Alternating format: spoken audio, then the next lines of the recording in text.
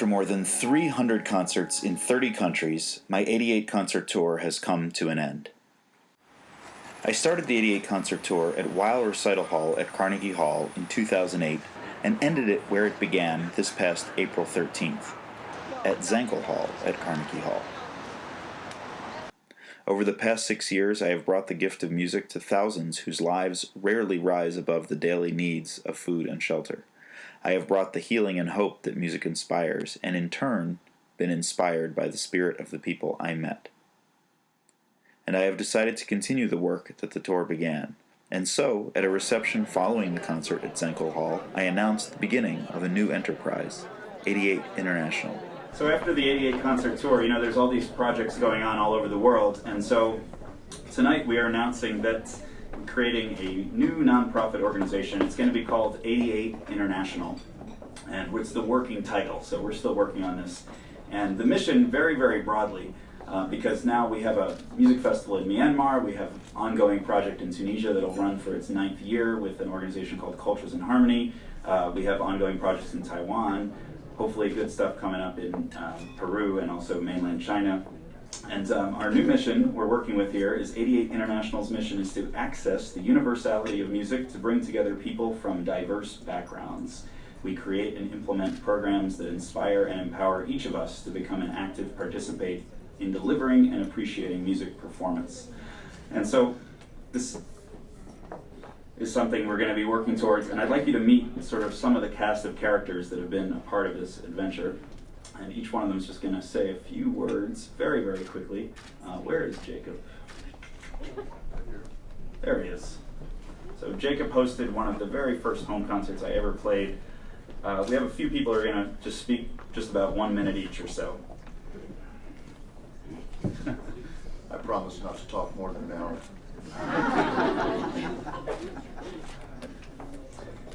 There aren't any self-made people anymore. We all help each other. And that's what we do in this life. But in a world torn up by conflict, war, trouble, there are those with vision and dedication and who work harder than the rest.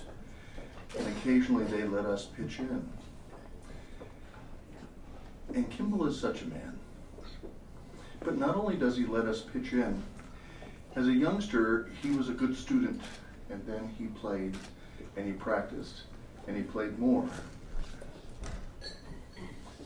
But he wasn't just a sponge. If we're good in life, somewhere in our middle age, we make the transition from being students to being givers, to being teachers. He did it in his 20s. There are people here tonight from 40 countries. Multiple continents.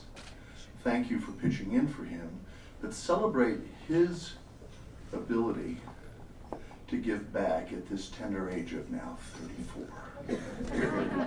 Bravo! Bravo!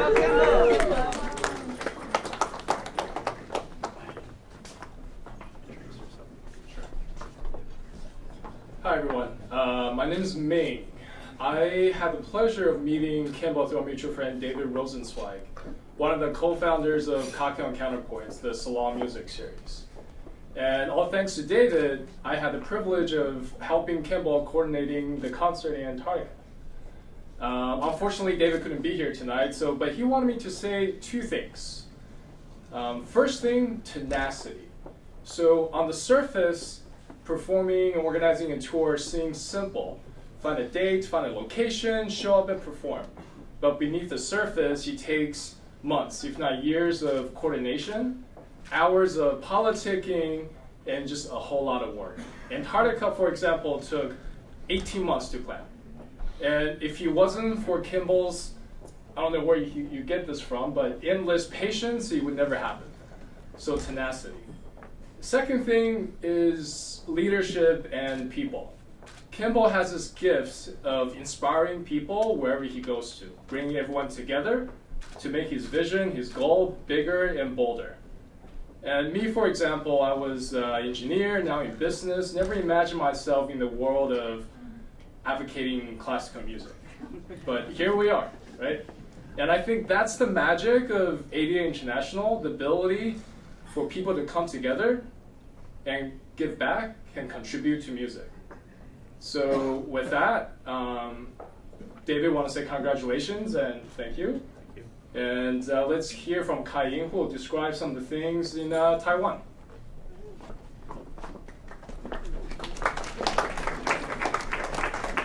Good evening, everyone. It's so great to be here. I'm Kai-Yin, and I actually met Kimball the first time at Juilliard around 10 years ago. But then we met again in 2012, right just after I published a book in Taiwan on the subject of corporate social responsibility. And that was because I had the opportunity to partner with the CEO of one of the biggest computer retailer chain in Taiwan. And at that time, I was really puzzled what I was going to do next. And Kimball all of a sudden showed up on his 80th concert tour and started to share with me his experience. I just got really inspired by especially the humanitarian side. So we started to create a local project called Taiwan 88, where we go to different parts of Taiwan to perform for students, to do interactive concerts. And in just a year or a year and a half of time, we performed for over 60 schools, over 15,000 students. For Taiwan, which is a small island, that's quite a big number. And also, because of the book, we were able to form interesting partnership with organizations such as Taiwan Democracy Foundation to start international projects such as Myanmar Music Festival, which my friend Arena will talk about next. And so it's been very exciting, and we really hope that this journey will continue and become more and more fruitful.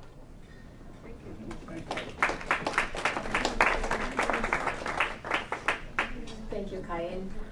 My name is Irina, and I'm representing the KA School, which is a multilingual international school based in Yangon. And I'm also the main local partner for the Myanmar Music Festival, which Kai-Yin and Kimball both helped to initiate in Yangon. And working the past 2 years with both Kai-Yin and Kimball has been very inspiring, and this international collaboration helped develop a lot of the musical and arts scene in Myanmar, which was sort of not very much developed back because of I'm not sure if you know much about Myanmar, but has been quite shut off from the world. And last year in June, when the music festival happened, we held around 10 events in Myanmar and ended up with a concert for Aung San Suu Kyi, who is the Nobel Peace Prize winner and also the voice of democracy in Myanmar. And this year we will have another festival in June as well.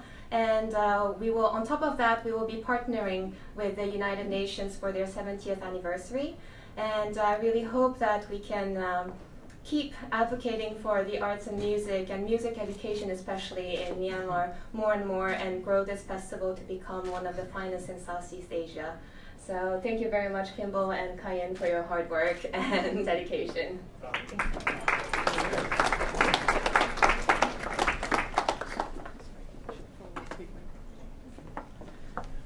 Hi, everyone.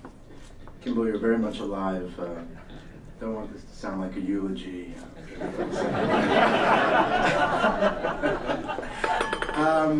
Hi, everyone. I'm Gabo Aurora. I'm a senior advisor at the United Nations, where I was a Philistine from Queens. I think that shout out was to me. And I just went to a salon concert to Kimball's studio, and never into classical music, and I felt deeply moved. I felt an energy that was a dynamo type of energy that we felt tonight, and it was really incredible. And I just felt that at the UN we try to bring people together, and this type of music brings people together, and there had to be some way that something was going on, that we needed to kind of make a bridge and build a link between the UN's mission and a lot of what you were doing, especially in Afghanistan and Tunisia, and the stories that you gave about the rug and everything like that you talked about. And so we just decided to do a UN concert. It was one of the 88 concerts. Not a mistake, we did 2, and they were enormously successful because they helped a lot of people who have a lot of internal politicking and everything at least come together and try to come to an agreement at least that the music is something that can help us, you know, collaborate. And I think it really was very successful, and it led to an India tour with one of our partners, with Waste Pickers. It led to Zendai here to do, you know, a big sort of thing with China. So, you know, we want to continue with that. We don't want to make music just this cute thing that people just kind of do on the side at the UN. We want it to be an integral strategy of how we bring people together and make the world better. So thank you.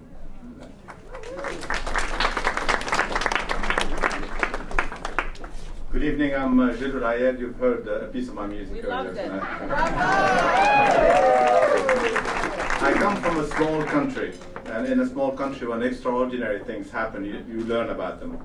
So I heard about this pianist from New York who would come every summer to teach young Tunisians in the middle of nowhere, actually the boonies, up in the Atlas Mountains, in a place called Benimtir. And he would come religiously every summer to teach these young kids how to play the piano. So I was mesmerized. It didn't take long for me to meet him. In fact, I met him at a friend's house who is a philanthropist. I was hoping to see him here tonight. And they were organizing a concert. There was a young Tunisian girl. She was 16 spring old, and she started singing. And she sings in 4 languages: Arabic, French, English, and Hebrew. So I fell under the spell. And since then, Kimball and I became very good friends. And we started doing some interesting things in my country. We organized a few concerts, all of them to raise a little bit of money, to help the handicapped children, to help the poor, to help the babies who were abandoned by their parents or by their mothers, actually. We've done maybe a dozen of those. And I was every time delighted to have him be part of this amazing adventure. I've learned to know him. He has a God-gifted thing for music. So we had the experience tonight. I was absolutely delighted.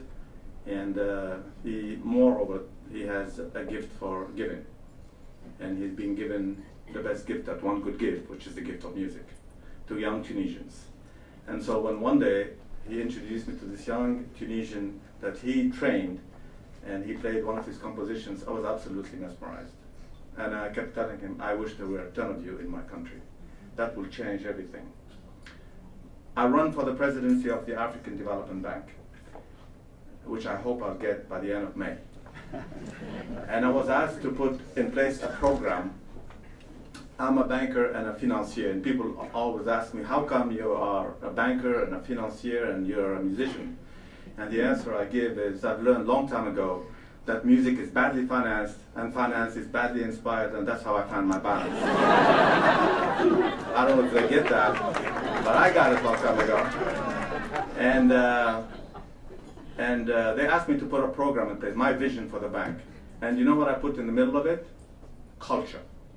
Yes. Because I happen to believe that culture should be center stage of any sustainable development program. And I happen to believe that ignoring culture is ignoring the one thing that makes us different, that gives us the best of what we can be, that gets out of us the best that we can give. And I'm going to be getting a lot of questions, but trust me, I have the answers. Thank you very much.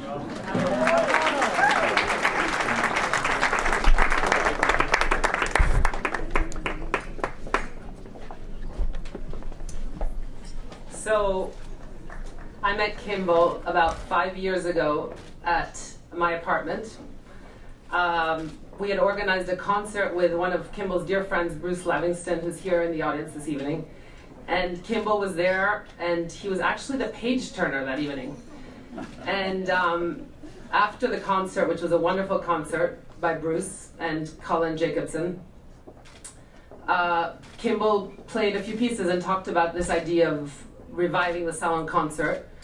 And we started talking, and I thought it was a great idea because I love hearing music in intimate settings. And we organized a concert in Tuscany, And from there, we've developed this wonderful relationship, and I've been following him over the last 4 years through his many peregrinations around the world, and being kind of a sounding board and an advisor. And he's charismatic, he's phenomenally talented, and he has a way with people and a way of connecting across all cultures, across all languages, across all nations. He connects with people, and that's a wonderful gift. And other than being obviously a very talented pianist, and tonight was really a special performance. Kimball, you move me. I think that he really has a gift for connecting with people. And I think that we need more of these people around, because it will help the pain that's in our world and bring joy, love, through music and through special meaning. Thank you.